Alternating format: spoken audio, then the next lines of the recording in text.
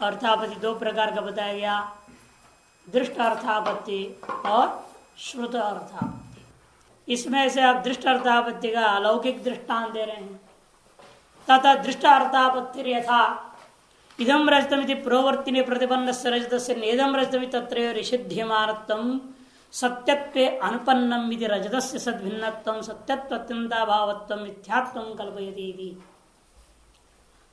कहते हैं देखिए, दृष्ट अर्थापत्ति का दृष्टांत है मिथ्या रजत कि वेदांती अर्थापत्ति प्रमाण को इसलिए ही मानते हैं जगत में मिथ्यात्व को लाने के लिए। जितने भी प्रमाण हैं सब जगत मिथ्यात्व सिद्धि में ही मुख्य भूमिका निभाते हैं, एकमात्र आगम प्रमाण को छोड़ कर दे। आगम प्रमाण तो स्वरूप बोध कराने के लिए ही है, तत्वमसि आदि वाक्यार्थ बोध कराने के लिए है, और बाकी पांच छह प्रमाण जगत मिथ्यात्व को सिद्ध करने के ही काम में आते हैं।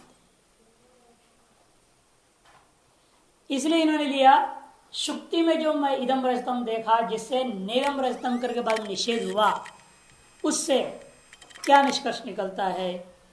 कभी इदम रजतम यदि पुरोवर्तिनी, पुरोवर्ति में शुक्ति, शुक्तौ आगे में विद्यमान जो शुक्ति का टुकड़ा है, पुरोवर्ती का मतलब आगे विद्यमान, आगे विद्यमान वस्तु कौन है?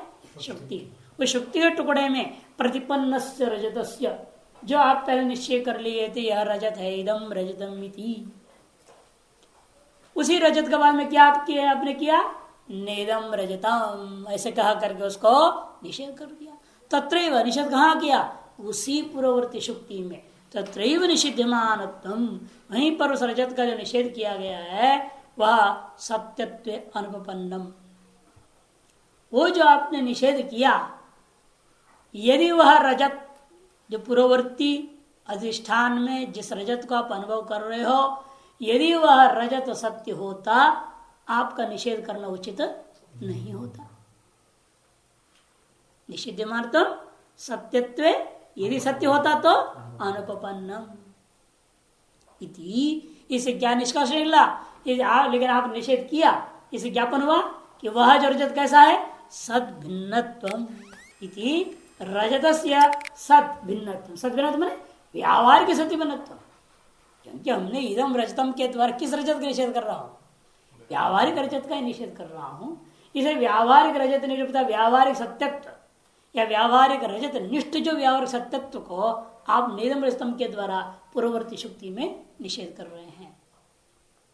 अतः पूर्ववर्ती शुक्ति में देखा हुआ रजत में व्यावहारिक सत्यत्व नहीं है, यह अर्थ नेदम रजतम। उस रजत में व्यावहारिक सत्यत्व नहीं है, किंतु क्या है वहां? प्रातिभाषिक सत्यत्व या प्रातिथिक सत्यत्व कहा जाएगा। सद्भिन्नत्वम अर्थात सत्यत्व अत्यंताभावत्व, व्यावहारिक सत्यता से भिन्न है वो रजत, अर्थात वहां व्यावहारिक सत्यत्व का अत्यंताभाव है, और तार्श व्यावहारिक सत्यत्व का अत्यंताभाव ही मिथ्यात्व का कारण बनता है। मिथ्यात्वम कल्पयति। इसे दृष्टार्थापत्ति का लक्षण क्या बनेगा? चक्षुरादीना अपरोक्षीभूतार्थ अनुपत्या आपत्ति रूपपादकार्थ ज्ञान दृष्टावर्ति। कहते हैं चक्षुरादि आदि के द्वारा अपरोक्ष कर लिया गया जो वस्तु, उस वस्तु की अनुपत्ति के कारण से जो आपत्ति, जो कल्पना आप करते हैं, किसकी? उपादक ज्ञान का। क्योंकि उसको उपाद क्यों कहूंगा? ये उसके बिना ये संभव नहीं था। जैसे पीनत तो हमारा उपाद्य है। क्यों उपाद्य है? क्योंकि वो हमारा आंखों से देखा हुआ वस्तु है। आंख से हम देख रहा हूं कि व्यक्ति मोटा है, लेकिन बोला जा रहा है ये दिन में भोजन नहीं करता, लेकिन वह मोटापा का उपादन कौन करेगा? रात्रि भोजन। इसे पीनत्व का उपादक कौन होगा? रात्रि भोजन। अच्छा, रात्रि भोजन रूपी कल्पना के द्वारा, उपादक की कल्पना के, उपादक के कारण से तार्श कल्पना के द्वारा आपने किसका उपादन किया? पीनत्व का। अति उपपाद्य कौन हो गया? पिनत्व हो गया। ठीक उसी प्रकार यहां पर भी समझना है। यदि रजत में जो सामने देखा हुआ रजत था उसमें उपपाद्य कौन है हमारा? हमने वहां क्या देखा है? नेदम रजतम। हमने सत्यंत भाव को देखा। सत्यत्व अत्यंत भाव को देखा मतलब मिथ्यात्व को देखा। आंकों से आपने जब शुक्ति को देखा तब आपने व्यवहार किया नेदम रजतम। नेदम रजतम में आप क्या देख रहे हो? रजत का आप निषेध कर रहे हो। रजत का निषेध करने का मतलब रजत निष्ठा व्यावहारिक सत्यत्व के अभाव को आप देख रहे हो। ये तो है ना, सत्यत्व के अत्यंत अभावत्व को आपने वहां देखा। रजत में इदम रजतम न का मतलब क्या? रजते सत्यत्व अत्यंत अभाव अस्ति। रजत में सत्यत्व नहीं है। कौन सत्यत्व? व्यावहारिक सत्यत्व नहीं है। अर्थात रजत में व्यावहारिक सत्यत्व का अत्यंत अभाव है। अर्थात रजत में मिथ्यात्व का आपने देखा। लेकिन वह मिथ्यात्व उपपन्न नहीं हो सकता। इसका उपाय कौन होगा? नेदम रजतम विज्ञान। अतः नेदम रजतम ज्ञान इसकी उपादन करने के लिए मिथ्यात्व को निश्चय करना पड़े, कल्पना करनी पड़ेगी। यदि यह रजत मिथ्या न होता, यदि यह रजत मिथ्या न होता तो मैं नेदम रजतम का व्यवहार नहीं करता। यदि यह व्यक्ति रात्रि भोजन नहीं करता तो यह व्यक्ति मोटा भी नहीं होता। इस बार होता है रात्रि भोजन बिना पिनत्वम न संभवती, यथा तथा मिथ्यात्व बिना नेदम रजतम ज्ञानोपि न संभवती। अति उपपाद्य नेदम रजतम यज्ञान। इस रजत नेदम रजतम ज्ञान रूपी उपाद्य को पादक कौन है? मिथ्यात्व निश्चय। क्योंकि मिथ्यात्व निश्चय के बिना आप नेदम रजतम कर कैसे काटोगे? जहां पर आपने इदम रजतम देखा उस रजत को आप काटना चाहेंगे, इसका मतलब क्या है? आप उसमें मिथ्यात्व निश्चय कर रहे हैं। इसे मिथ्यात्व निश्चय के बिना नेदम रजतम में ज्ञान ही नहीं हो सकता। अतः नेदम रजतम ज्ञान हुआ है, उपपन्न हो गया है, इसका उपपादक कौन हुआ? इसलिए मिथ्यात्व निश्चय। इसे मिथ्यात्व निश्चय पे उपादक का आपने कल्पना किया। किसके आधार पर? नेदम रजतम ज्ञान के आधार पर। भाई नेदम रजतम के आधार पर तो निश्चय हो रहा है कि आपकी मिथ्यात्व थी, तभी तो हुआ नेदम रजतम। ये सब पिनत्व आपने निश्चय कर लिया, रात्रि भोजन जरूर किया कि भोजन के बिना मोटा हो नहीं सकता, मिथ्यात्व के बिना निषेध नहीं हो सकता। ये श्रुतार्थापत्ति हो गया, दृष्टार्थापत्ति। और अब श्रुत अर्थापत्ति, यह हमारा मुख्य लक्ष्य है। लौकिक दृष्टांतों में हम घटा लेते हैं, लेकिन मुख्य हमारे वेदांति के लिए श्रुत अर्थापत्ति है कि मोक्ष का सिद्धि के लिए इसकी अत्यंत आवश्यकता है। तो इसका लक्षण क्या होगा? दृष्टांत में ये ब्रह्म नहीं है, ये तो उपपाद्य होता है। नहीं, श्रुत अर्थापत्ति, श्रुत अर्थापत्ति में आ जाएगा ना। श्रुत अर्थापत्ति उसको दाष्टान्त में ले रहा हूं ना। दृष्टार्थापत्ति को दाष्टान्त में वेदांत में लेने की जरूरत नहीं। क्यों? आंख की तरफ कुछ देख नहीं सकते। ब्रह्म भिन्न ये जो जगत मिथ्या है, ये आंख से निश्चय नहीं होता है, श्रुति से निश्चय। इसे जगत मिथ्या तो श्रुत अर्थापत्ति का विषय बनेगा। इस दृष्टांत को आप वेदांत में घटाना चाहें तो वेदांत के दृष्टांत में ले जा सकते हैं। दृष्टार्थापत्ति को वेदांत का दृष्टांत है, वेदांत में नहीं, शुद्ध ब्रह्म में नहीं, प्रत्यक्ष में जो है वो दृष्टांत। ये तो क्योंकि जो भी चक्षुरादि इंद्रिय ग्राह्यत्व जिसमें है उसी में मिथ्यात्व निश्चय करने के लिए चीज है। लेकिन वहां साधव का निश्चय होना क्या? उसका विरोधी ज्ञान निश्चय होना चाहिए चक्षुरादि के द्वारा। अयं घट ज्ञान हुआ चक्षु से, फिर अयम घटो न, ये निश्चय ज्ञान के बिना मिथ्यात्व उस घट में नहीं ला सकते आप। इसीलिए क्या है, हम लोग कहां ले जा सकते हैं? अधिक से अधिक दृष्टांतों में लेना चाहिए वेदांत में, तो वाचानुविकार नामधेयम में मृतिका इत्येव सत्यम, अयम घटः घटो न, ये जो घट है घट नहीं है, अर्थात यह नाम मिथ्या है। क्यों? वाचन मरणत्व है ना। इसे हम कहते यदि यह सत्य होता, घट नाम सत्य होता, घट वस्तु सत्य होता, वह मृत्यु का रूप नहीं होता। तो घट रूप ही होना चाहिए ना। स्वस्वरूप का हानि हो रहा है, इसका मतलब उसका स्वस्वरूप सत्य नहीं है। यदि घट स्वरूप सत्य होता, घट का ध्वंस नहीं हो सकता। यदि घट स्वरूप सत्य होता, घट का ध्वंस नहीं हो सकता। इसे घट का सत्य स्वरूप क्या होगा? मृत्तिका। इसलिए मृत्तिकात्व में ले जाने के लिए आप दृष्टांतापत्ति को ले, क्यों घट को हम देख सकता हूं, घट को निषेध भी कर सकता हूं, क्योंकि घट के वास्तविक स्वरूप मृत्तिकात्व को भी मैं देख सकता हूं। जैसे आप इदम शुक्ति को भी देख सकते हैं। पहले आपने शुक्ति में इदम रजतम को भी देखा था, और फिर शुक्ति देखने के बाद इदम रजतम भी आपको ज्ञान हुआ,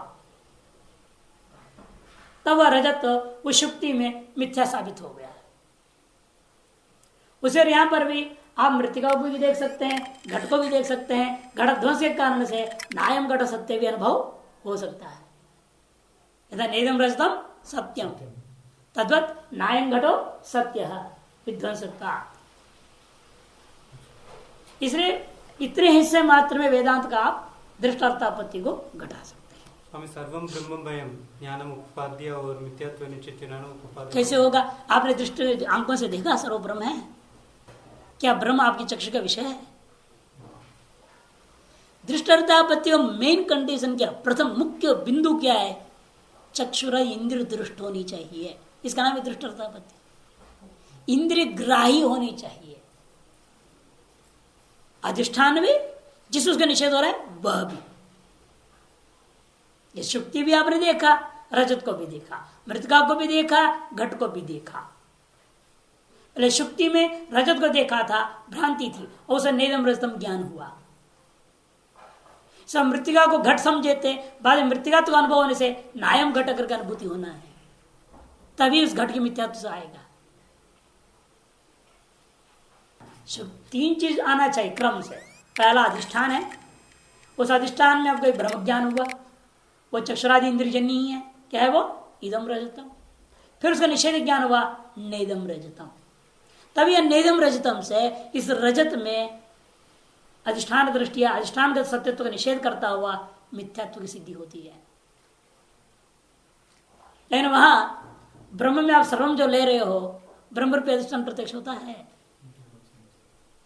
चक्षुरादि इंद्रिय द्वारा नहीं है ना। वो तो अनुभूति स्वरूप है, आपका स्वरूप होता है, वो अलग चीज है। वो तो फिर ब्रह्म ज्ञानी की बात आएगा, अर्थापति प्रमाण की उसको जरूरत ही नहीं। फिर ब्रह्मानुभूति के बाद अर्थापति प्रमाण क्या करेगा? वहां अनुभूति के बाद तो कोई प्रमाण की जरूरत नहीं है। ये ब्रह्म अनुभूति अधिष्ठान की अनुभूति हो जाए, कहानी खत्म हो गई ना सब। इसलिए इसको हम दूसरी तरफ से लेंगे, श्रुत अर्थापति का विषय बनाएंगे। कैसे? वो दिखा रहे। तो श्रुत अर्थापत्ति का लक्षण क्या बनेगा?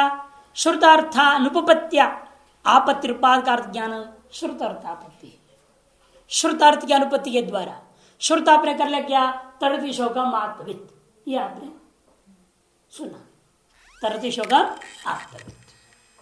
ये जैसे आपने सुना, ये सुनते ही बराबर आपके दिमाग में आता है ये शोक, तरति शोकम, शोक को तरता है का मतलब क्या? शोक शब्द वाच्य आप क्या लोगे?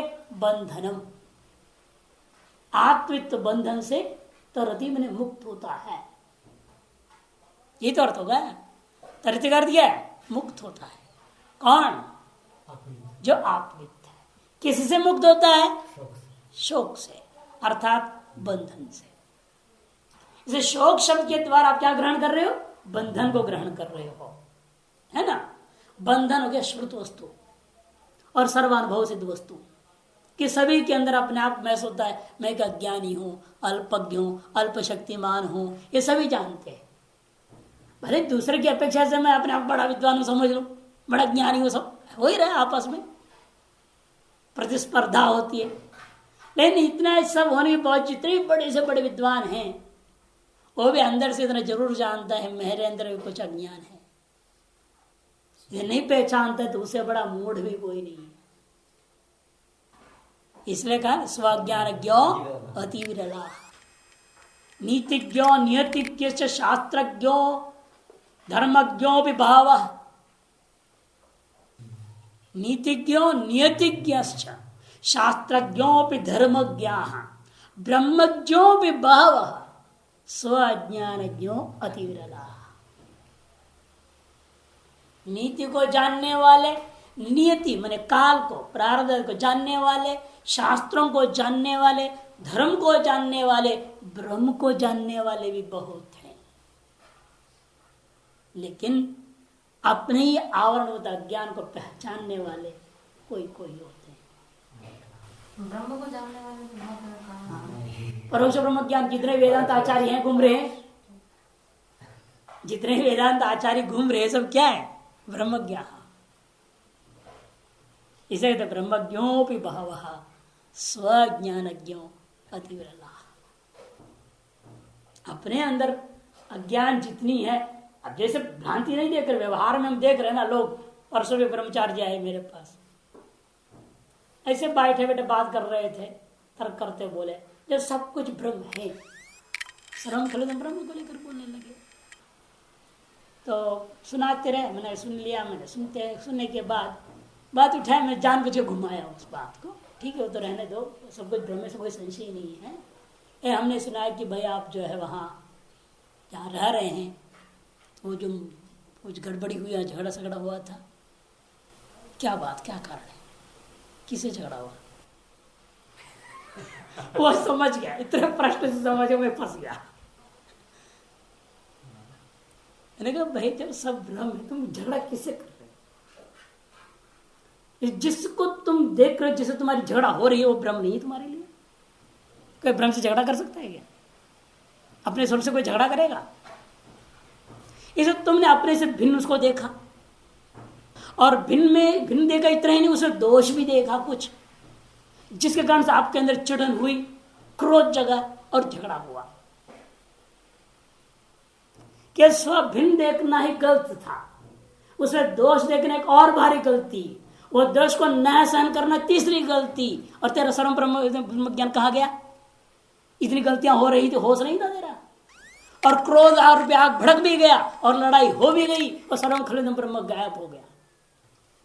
कहां गया? ऐसे ब्रह्मज्ञानी होते हैं। उसके लिए कहा ब्रह्मज्ञोपि भव स्वज्ञानज्ञ अति विरला। आपके यहीं ये कैसे बोलने वाले नाटम बम ने डाला था। तो श्रुत अर्थापत्ति के लिए कार्य दृष्टान देखिए, श्रूयमाण वाक्यस्य स्वार्थ अनुपपत्ति मुखेन अर्थांतर कल्पनम यथा।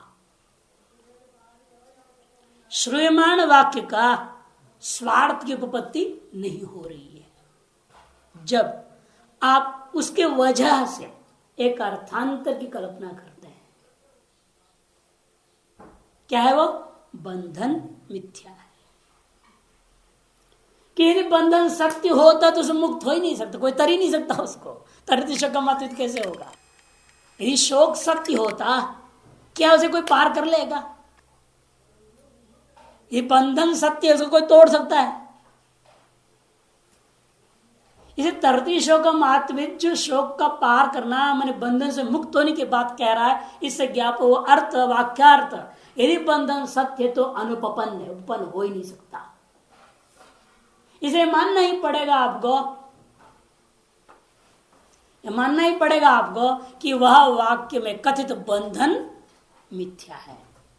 इसलिए बंधन में मिथ्यात्व अपने कल्पना के किस आधार पर? उस वाक्यार्थ जो बंधन से मुक्त होना रूपी अर्थ का अन्यथा अनुपत्ति के कारण से, ये शुद्ध अर्थापत्ति। इसलिए कहते हैं कि भाई श्रूयमाण वाक्य से स्वार्थ अनुपत्ति मुखेन अर्थांतर कल्पनम श्रुत अर्थापत्ति ही। यथा दृष्टांत क्या है? तरति शोकम आत्मविद इत्यत्र। तरति शोकम आत्मविद, इस वाक्य में देख लीजिए, यहाँ क्या है इस वाक्य में? इत्यत्र श्रुतस्य शोक शब्दवाच्य बंधजातस्य। श्रुत जो शोक शब्दवाच्य बंधन समूह, बंधन रूपा वस्तु ज्ञान निवर्तित्वस्य, आत्मत्व ने आत्मज्ञान से निवृत्त होता है, ये अर्थ हुआ उसका। तरति शोकम आत्मविद का मतलब क्या, आत्मज्ञानी अपने आत्मज्ञान के द्वारा इस बंधन से तर जाता है, मुक्त हो जाता है। तो ज्ञान निवर्तित्व अनुपपत्या, यदि वह बंधन सत्य है, ज्ञान के द्वारा निवृत्त हो सकता है क्या? जैसा शुक्ति में देखो वह रजत यदि व्यावहारिक सत्य वाला होता तो नेदम रजतम के द्वारा उस रजत की निवृत्ति नहीं हो सकती।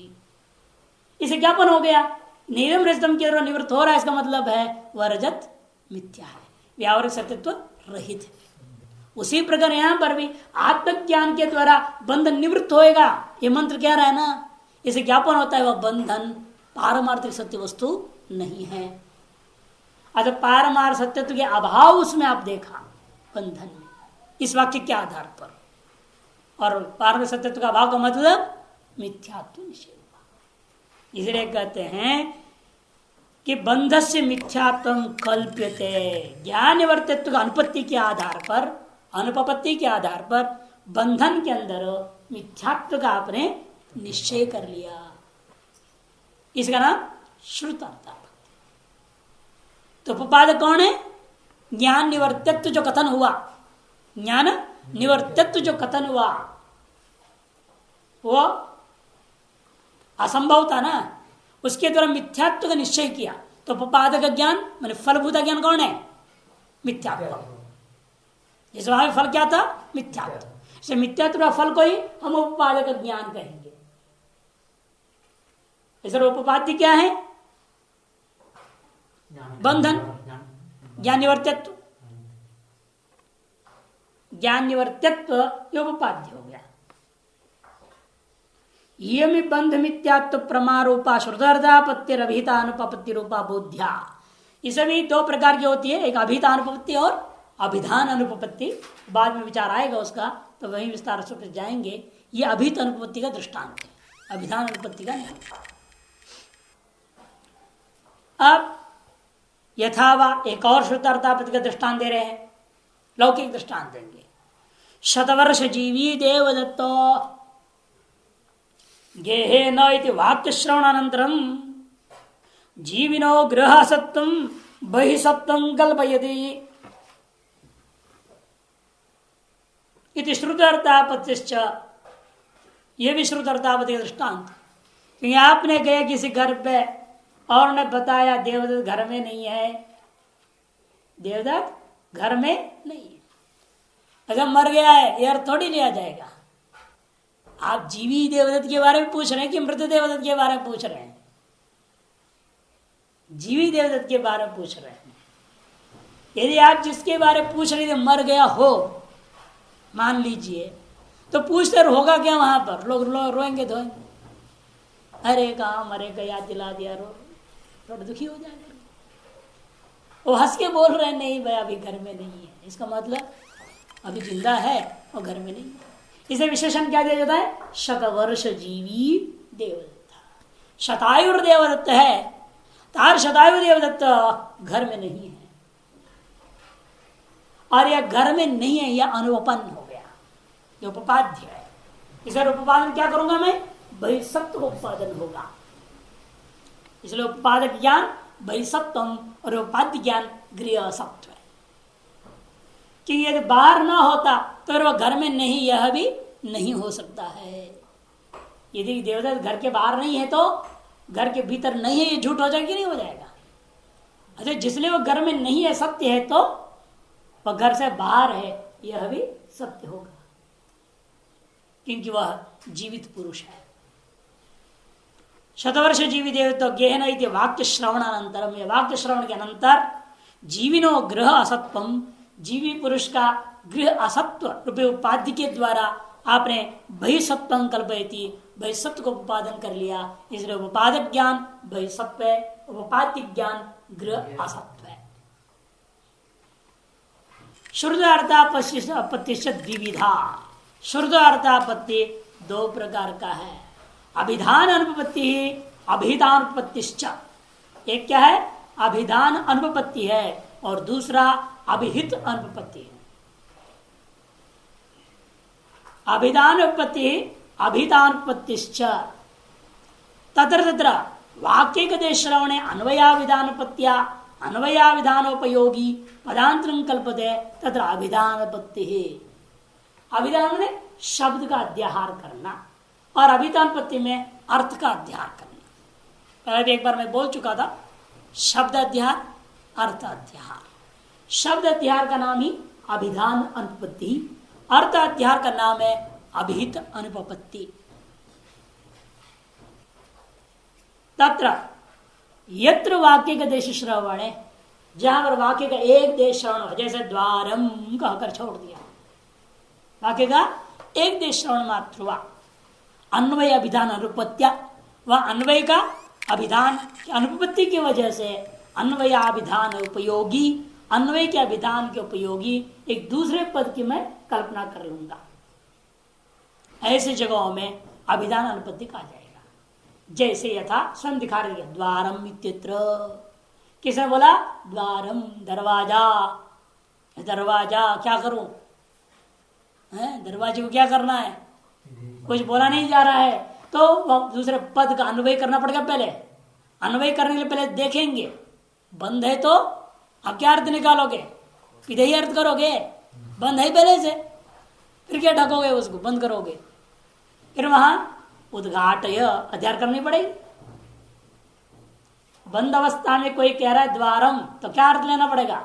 उद्घाटय अध्यार करनी पड़ेगी। खोलो, ये खुला पड़ा है तो कह रहा है द्वारम, तो विधेही, ढक दो, बंद कर दो। तो पहले शब्द का अध्ययन करने से पहले आपको अन्वयोपयोगी शब्द कौन सा, यह वह प्रकरणानुसार देखना पड़ेगा, निर्णय लेना पड़ेगा। तब उस शब्द का अध्ययन करके वाक्यार्थ को ग्रहण किया जाएगा। यानी कि सदा द्वारम करने से विधेही हमेशा ले लिया जाएगा, ऐसा नहीं हो सकता है ना। इसलिए इनका कहना है ऐसी जगहों में सीधे में झटित अर्थ तो ले ही नहीं सकता, शब्द लेने से पहले भी सोचना पड़ता है। जैसे अन्वय अभिधान की उपयोगी पदांतर, शब्दावली देखिए, अन्वय अभिधान के उपयोगी शब्दांतर की आपको कल्पना करना है। उपयोग कैसे निश्चय करेंगे? अमुक शब्द ही या अन्वय करने का उपयोगी है, ये कैसा निर्णय होगा? प्रकरण आदि के द्वारा निर्णय होगा। परिस्थिति, समय देखिए कहाँ है, देश काल, अनेक चीजें निर्णय देंगे, सहायक।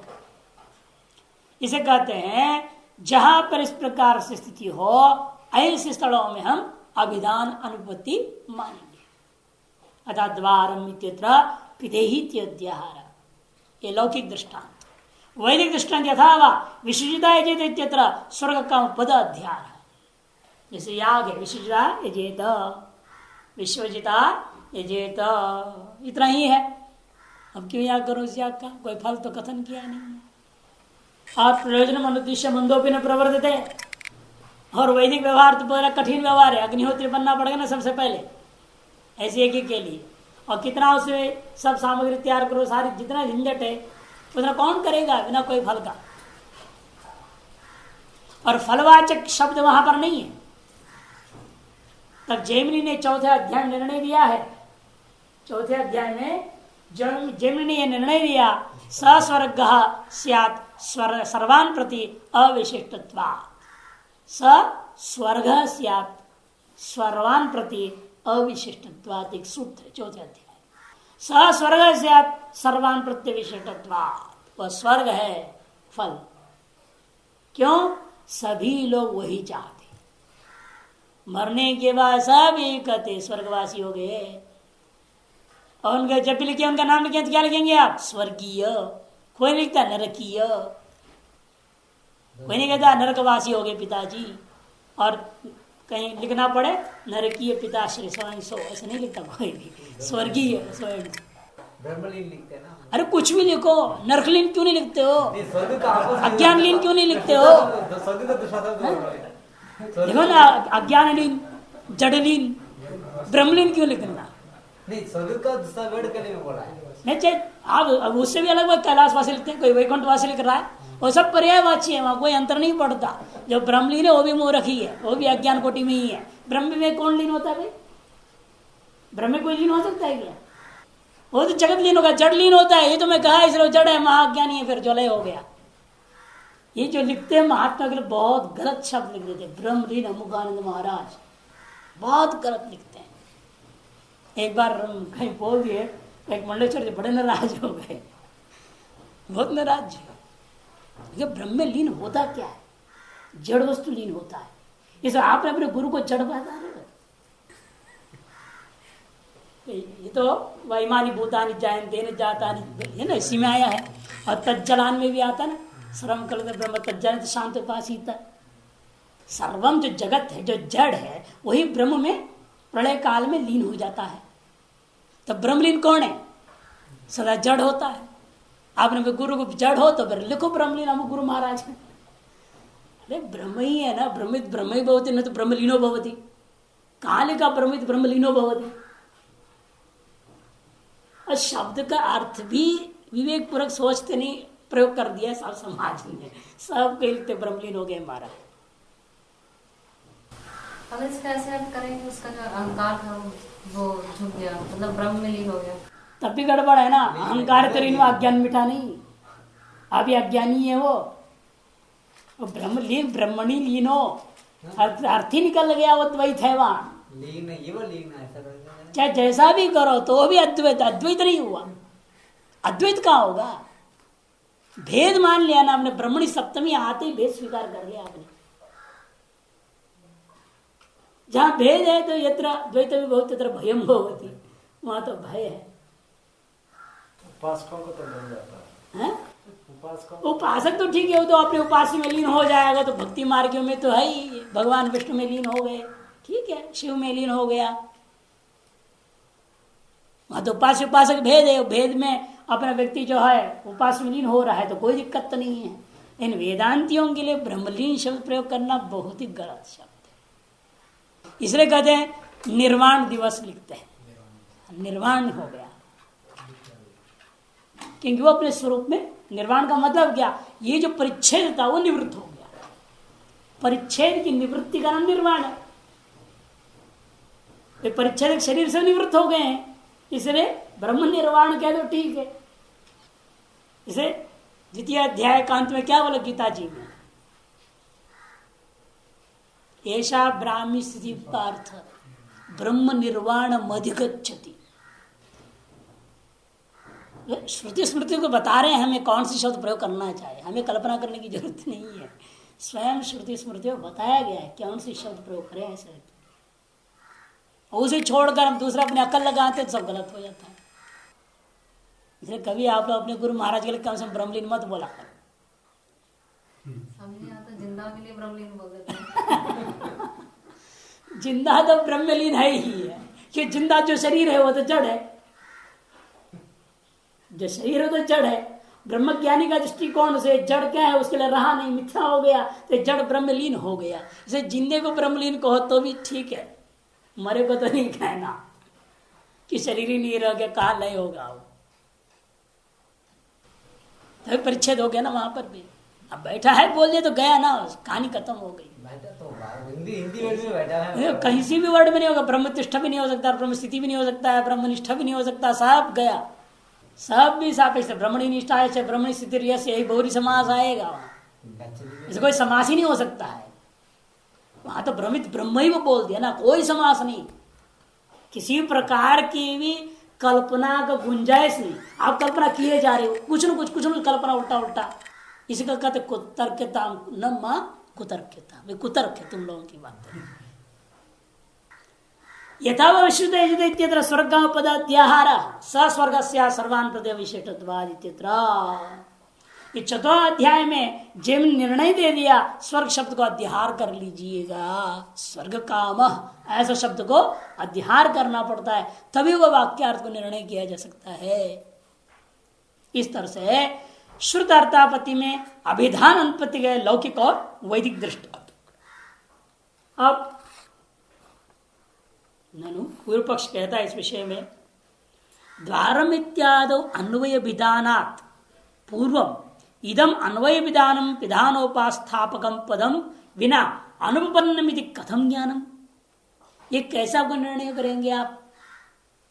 जैसे किसी ने द्वारम कह दिया, वहां पर अन्वय विधान करने से पहले ये आपको कैसे मालूम हुआ?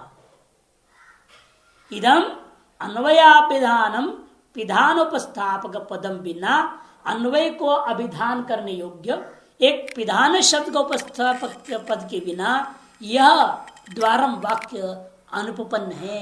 यह बात हमने कैसे जान लिया?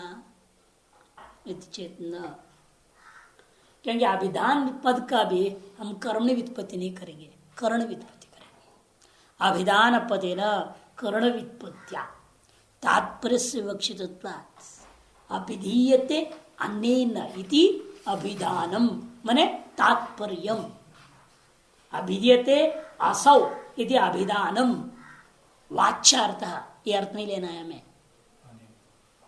अनेन कह करके तात्पर्य को लेना। अभिधा ही अभिधान, उपसर्गे घो की ही, उसी में का भी विधान करते, भावे का विधान। अभिधीयते इति अभिधा, अभिधीयते इति अभिधा ये बनता है। अतः अभिधीयते असौ इति अभिधानम, और यहां वो दोनों छोड़ कर अभिधीयते अनेन इति अभिधानम कर दो, तब अर्थ निकलेगा वाचार से भिन्न।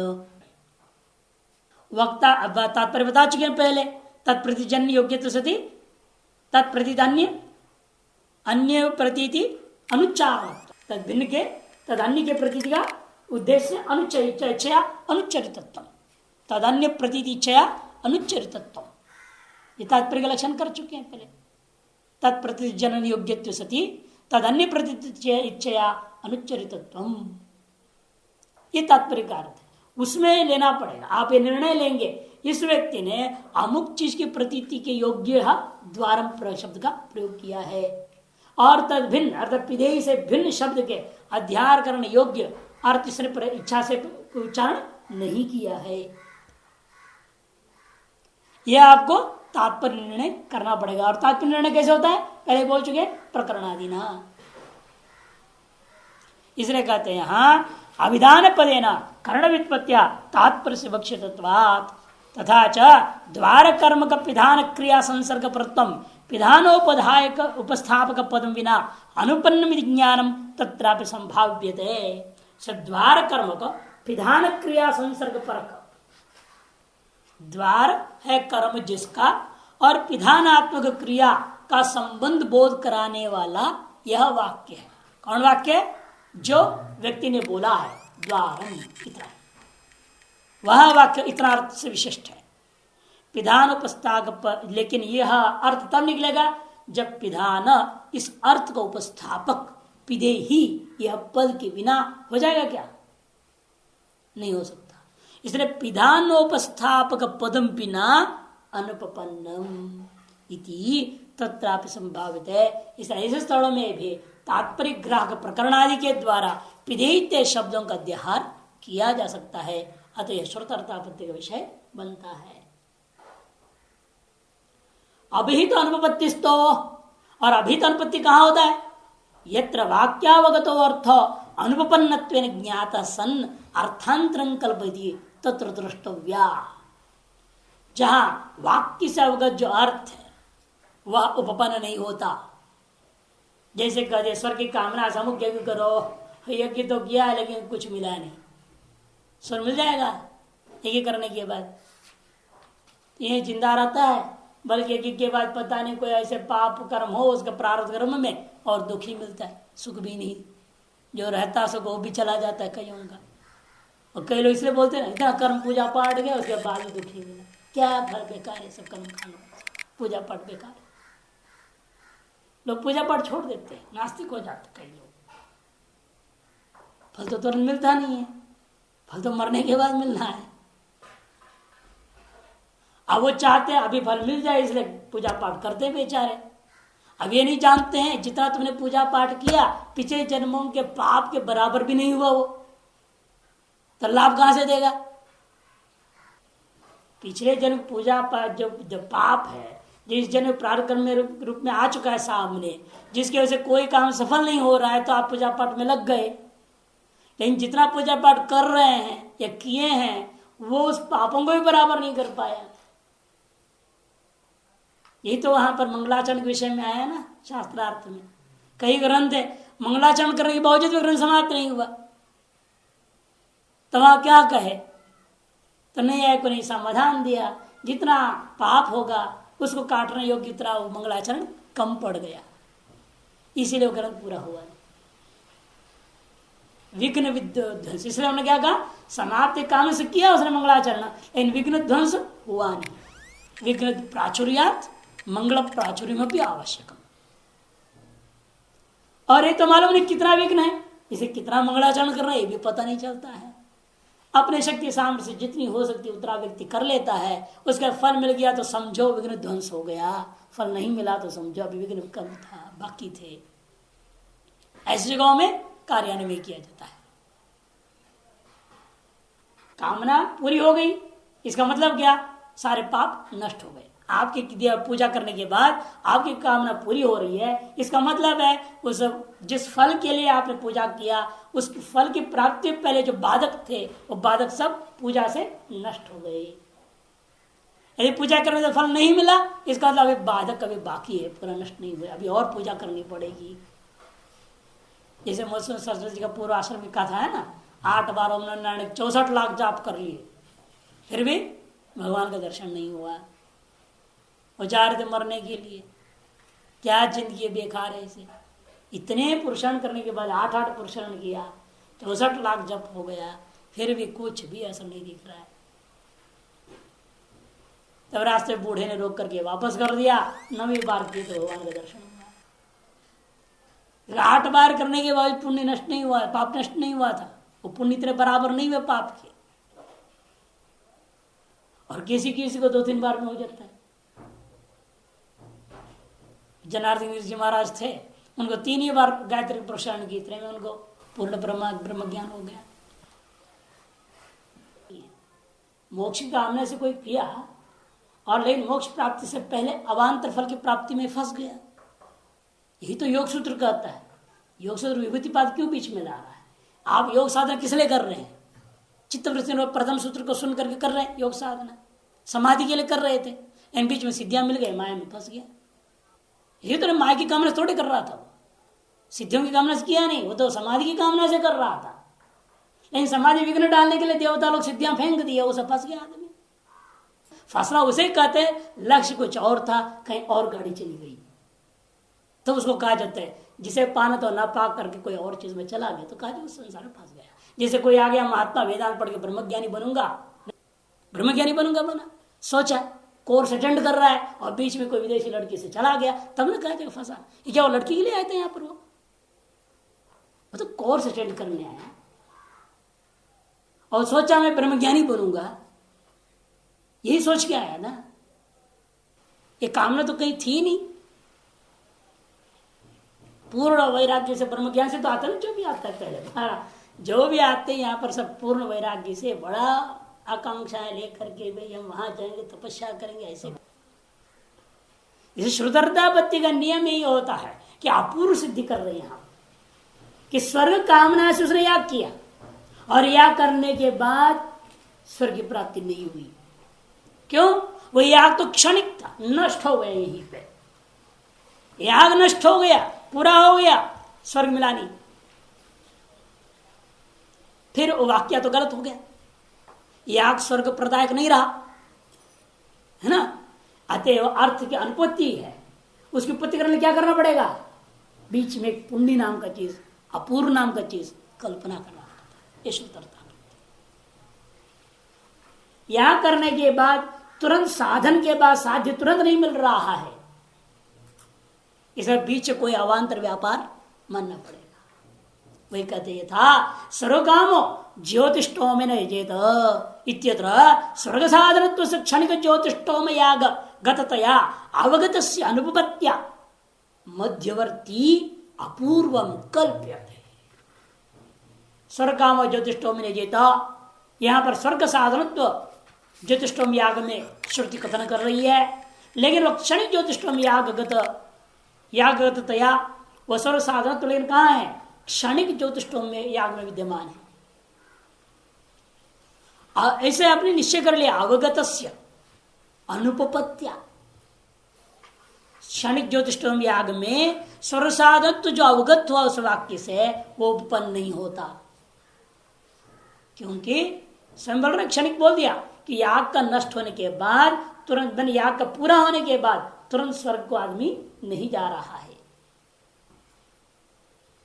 लेकिन साधन तो कथन हुआ है वो गलत नहीं है, इसलिए उसकी अनुपत्ति को देखते हैं, उसको उपपन्न करने के लिए वो हमारा उपपाद्य हुआ। याग में स्वर्ग साधनत्व उपपाद्य है, उसके द्वारा उसको उपपाद कौन होगा? अपूर्वम, मध्यवर्ती अपूर्वम कल्प्यते। मध्य में हमें एक अपूर्व नाम का चीज, पुण्य नाम का चीज कल्पना करनी पड़ेगी, जिसके द्वारा वह उपपन्न हो जाएगा, वाक्य मिथ्या नहीं होगा, अनर्थक नहीं होगा। पूर्व पक्ष अब कहता है महाराज ठीक है, अर्थापत्ति आपने समझा दिया, लेकिन अर्थापत्ति को अनुमान में अंतर्भाव कर दूंगा। अलग प्रमाण क्यों मान रहे, प्रमाण पर में विभाग क्यों कर रहे हो? नचेम अर्थापत्ति अनुमान अंतर्भवितुम अर्हति, यह अर्थापत्ति को अनुमान में अंतर्भाव नहीं कर सकते। अन्वय व्याप्ति अज्ञानी अन्वयनी अनंतर्भाव, क्योंकि अन्वय व्याप्ति तो कहीं मिलेगा नहीं आपको। पहले कहीं देखा है क्या दिन में भोजन नहीं किया और रात्रि भोजन करके मोटा हुआ, ऐसे कहीं आपने प्रैक्टिकल अनुभव किया?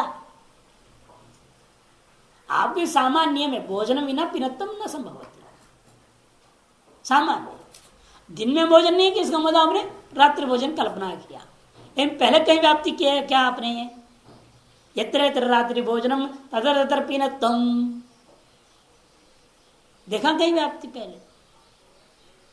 या खुद प्रैक्टिकल करनी पड़ेगी।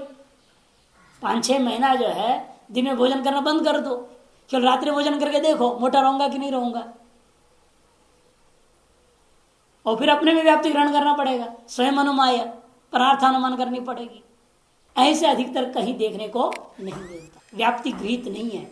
यत्र यत्र रात्रि भोजनम दिवा भोजनाभावत्वे सति रात्रि भोजनम यत्र यत्र तत्र तत्र पीनत्वम, ऐसा कोई व्याप्ति ग्रहण नहीं होता। जहां जहां दिवा भोजनाभाव विशिष्ट रात्रि भोजनम अस्ति तत्र तत्र पीनत्वम अस्ति, ऐसा व्याप्ति किसो ग्रहण कहीं भी कभी भी हुआ नहीं है, अन्वय व्याप्ति तो हुआ नहीं। और इस तरह से व्यतिरेकिणश्च अनुमानत्वम प्रागेव निरस्तम, और व्यतिरेक व्याप्ति कहोगे मैं हमने पहले ही खंडन कर चुका हूं, अभावों से भाव की सिद्धि हो नहीं सकती, अतः व्यतिरेक व्याप्ति के द्वारा किसी भी साध्य की कोई सिद्धि कर नहीं सकता, अतः व्यतिरेक अनुमान का ही मैंने पहले खंडन कर चुका हूं, अतः व्यतिरेक व्याप्ति मैंने ग्रहण किया था, यह भी नहीं कर सकते आप। अतएव अर्थापत्ति स्थले अनुमिनोमिति नान व्यवसाय, और दूसरी बात अर्थापत्ति स्थलों में कल्पयामी ऐसा व्यवहार होता है, पदाध्यारम करोमि अनुमिनोमि करके कोई नहीं बोलता, पिधानम अनुमिनोमि ऐसा अर्थ नहीं, पिदेहिति पदाध्यारम करोमि या पिदेहित्य आकारक पदार्थम कल्पयामी, यही व्यवहार होता है। कोई व्यक्ति अनुमिनोमि कर व्यवहार नहीं करता, इसे कहते हैं अर्थापत्ति स्थल में अनुमिनोमिति नान व्यवसाय किंतु अनेन इदं कल्पयामि, रात्रि भोजनेन पीनत्वं कल्पयामि, पीनत्वात् पीनत्वं दृष्ट्वा रात्रि भोजनं कल्पयामि, क्षणिक क्षणध्वंसी यागम दृष्ट्वा अपूर्वम कल्पयामि, क्षणध्वंसी या स्वर्ग साधनम दृष्ट्वा स्वर्ग साधक अपूर्वम कल्पयामि, ऐसे सब जगह सभी स्थलों में लेना पड़ेगा। ननु अर्थापत्ति स्थले इदम अनेन विना अनुपन्नमिति ज्ञानम करणम इत्युक्तम, तद किमिदम तेन विना अनुपन्नत्वम, प्रश्न उठता है, पूर्व पक्षी पूछ रहा है। अर्थापत्ति स्थलों में यह आपने कहा इदम अनेन विना अनुपन्नम, यह जो पीनत्व है रात्रि भोजन के बिना उपपन्न नहीं है, यदि ज्ञानम करणम, इसको आपने क्या कहा? कर्ण ज्ञान, अर्थात अर्थापत्ति प्रमाण ज्ञान, उपपाद्य ज्ञान। तत्र किमिदम तेन विना अनुपन्नम, ये क्या चीज है जो आपने समझाया मुझे, तेन बिना अनुपन्न, ये न बिना यद अनुपन्नम तत्तेन आक्षेप्यते। ये जो आपने एक व्यवस्था दिया है यह कैसी होगी? तब कहते हैं तद अभावी अभाव व्यापकी भूता अभाव प्रतिवित्तम ब्रूमा। न्यायिकों के व्यतिरिक्त व्याप्ति का लक्षण है, उसको उन्होंने रख दिया उनके जवाब में। उनकी भाषा से उनको जवाब देना है ना। कहते तद अभाव व्यापकी भूत अभाव प्रतिवित्तम, तद अभाव के व्यापकी भूत अभाव का प्रतियोगी है। तद अभाव का व्यापकी भूत अभाव प्रतियोगी तो यत्र रात्रि भोजनाभाव, यत्र यत्र रात्रि भोजनाभाव तत्र तत्र दिवा पुंजानुस्ति पीनत्वाभाव।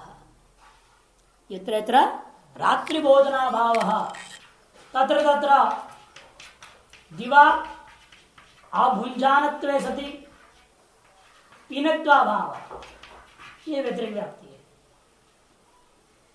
इसे रात्रि भोजनाभाव का व्यापक कौन है? दिवा अभुंजनात्वे सति पीनत्वाभाव। तारस भाव का प्रतीक कौन हुआ? पीनत्व। इस तरह से उपाधि कोटि में चला गया। एवं अर्थापत्य है मानांतरित सिद्ध व्यतिरिक्त न अनुमानांतरम। इसलिए अर्थापत्ति एक अलग प्रमाण जब सिद्ध हो गया, कोई व्यतिरिक अनुमान नाम के पृथक अनुमान को नहीं मानना है। पृथ्वी इतरेभ्यो विद्यते इत्यादो गंधवत्वम इतरवेदम विना अनुपन्नम इत्यादि ज्ञान से कारणत्वात्। वो भी जो व्यतिरेक अनुमान को लोग नैयायिक लोग जो दृष्टांत देते हैं उसको भी हम अर्थापत्ति में ही अंतर्भाव कर देंगे। वहां क्या कहूंगा? गंधवत्वम इतरवेदम विना, गंधत्वम इतरवेदम विना अनुपन्नम इत्यादि ज्ञान से कारणत्वात् अतएव अनुव्यवसाय पृथिव्याम इतर भेदम कल्पयामी। ऐसा अनुव्यवसाय भी क्या होता है? पृथ्वी में इतर भेद का कल्पना करता हूं, इतर भेद का अनुमान करता हूं, ऐसा कोई व्यवहार नहीं होता। इस प्रकार से अर्थापत्ति प्रमाण भी पूर्णता को प्राप्त हो गया।